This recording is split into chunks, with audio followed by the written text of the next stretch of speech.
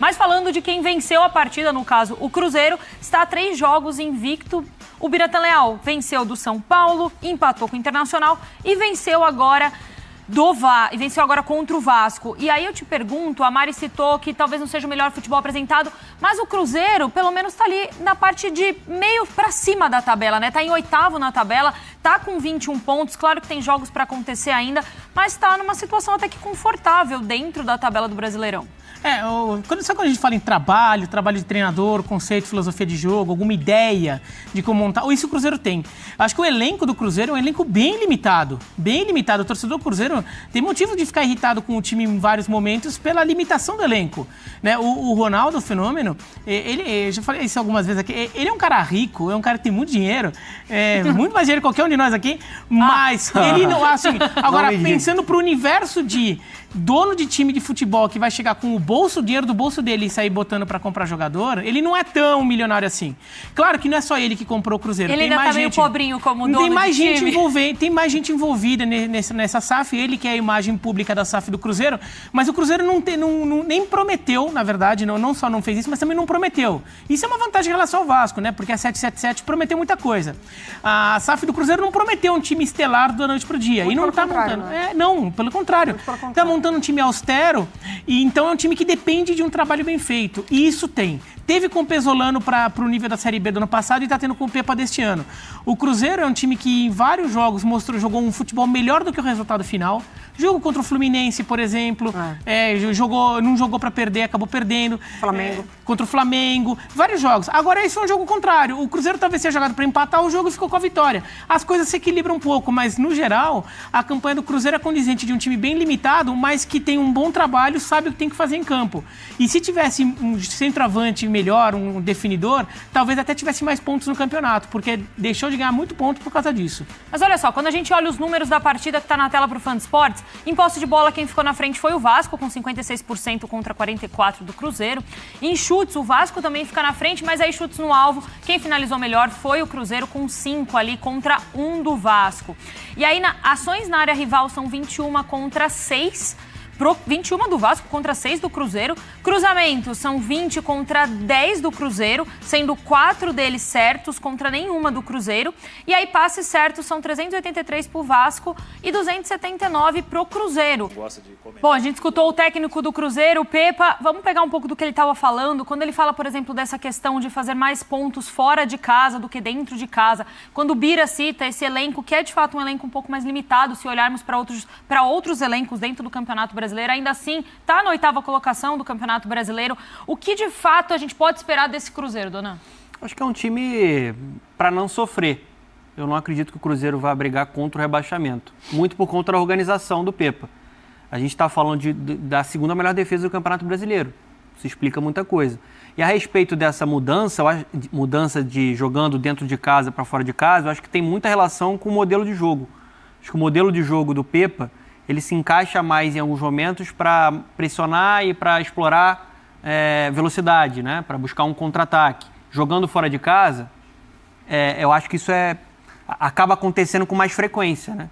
O adversário quer se impor, quer pressionar, e o Cruzeiro mostra uma organização, um equilíbrio muito grande coletivo para explorar pontos fracos dos adversários. O Cruzeiro acho que ainda tem dificuldade para propor o jogo. E acho que tem a ver até com a limitação do elenco, né?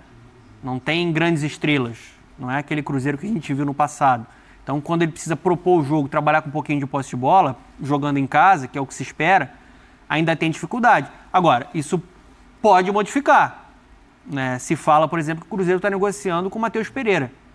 Seria um ótimo reforço. Jogador que até pouco tempo estava brilhando na Premier League, né? no West Bromwich, está no Al Hilal. E é um jogador para deixar esse Cruzeiro mais criativo se de fato essa negociação for concretizada. Mas o trabalho do Pepa é um trabalho consciente, muito bom.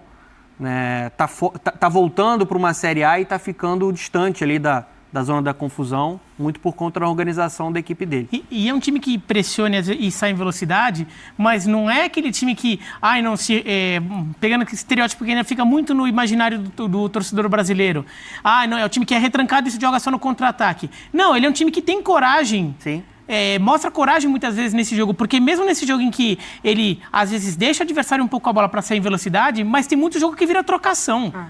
Tem muito jogo, porque o Cruzeiro não renuncia a atacar sempre que tem essa oportunidade. O Cruzeiro deixou o Fluminense completamente desconfortável no Mineirão. Sim. Lembra daquele jogo, como é que o Fábio trabalhou, né? Ele perdeu duas vezes o mesmo pênalti. Sim. Então, foi um jogo que o Cruzeiro jogou para ter um resultado melhor, como vários outros também. O jogo contra o Grêmio na Copa do Brasil, que o Cruzeiro foi eliminado, mas o Cruzeiro jogou muito bem em casa e acabou perdendo. Por quê? Porque o Grêmio tem mais jogador decisivo que o Cruzeiro. Mas no jogo jogado, o Cruzeiro não foi inferior ao Grêmio. O volume foi todo do Cruzeiro, né? Sim. O volume foi todo do Cruzeiro e eu acho que, assim, em determinado momento...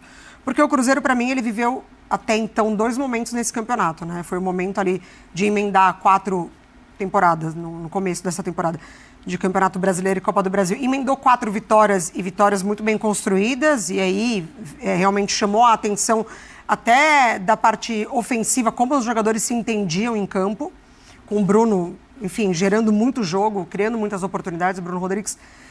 E aí depois ele emenda uma sequência terrível de 7 jogos sem conseguir vencer. E ali eu acho que fica muito claro como o desgaste físico pegou os jogadores e aí cai de rendimento, por exemplo, o Henrique Dourado, o Gilberto, o Wesley. Então eles ficam um tempo sem dar resposta que o torcedor já tinha visto. Hoje, por exemplo, o Bruno tem a última oportunidade do contra-ataque ali, que o Léo defende a bola, né, que ele não consegue. Ali o desgaste físico já estava muito claro. Sim, então eu acho que em determinado momento...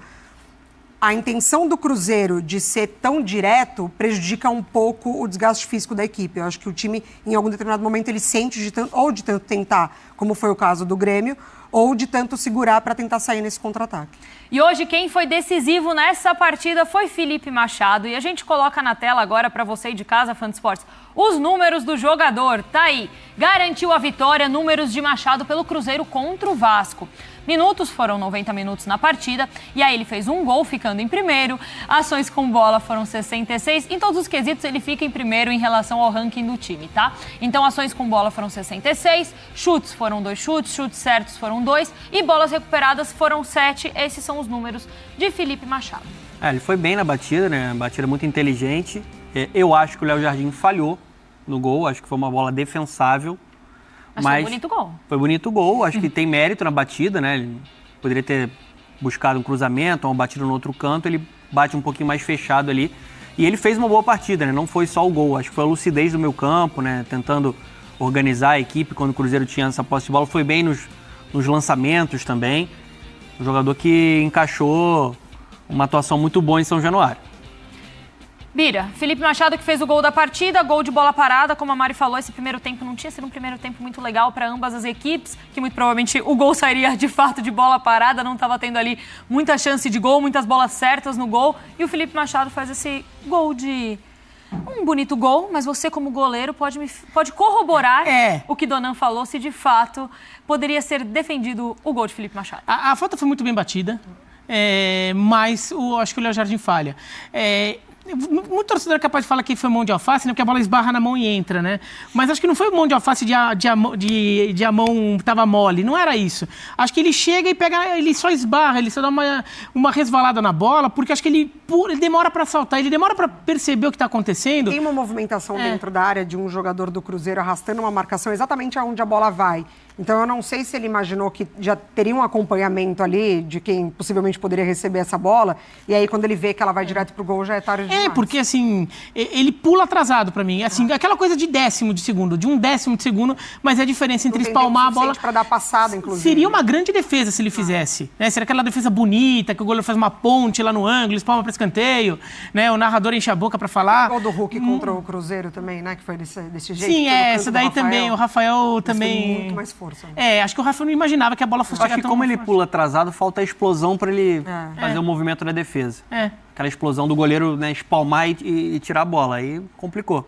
Ele foi sem convicção na bola, vai. Isso faz diferença na hora e por isso eu acho que ele acabou sofrendo. E o meio de campo do Cruzeiro não produziu muito também, né? Então o Felipe Machado acabou se destacando um pouco ali no time do Cruzeiro. Pelo gol, fez um pouquinho mais, você viu que a gente... porque o Cruzeiro também não fez muita coisa. Não fez um grande jogo. A posição da falta, o Vasco não pode permitir chegar tão perto da sua área dessa forma, né? Sim. Porque é uma falta muito perto da área, é um lado direito que o Pumita...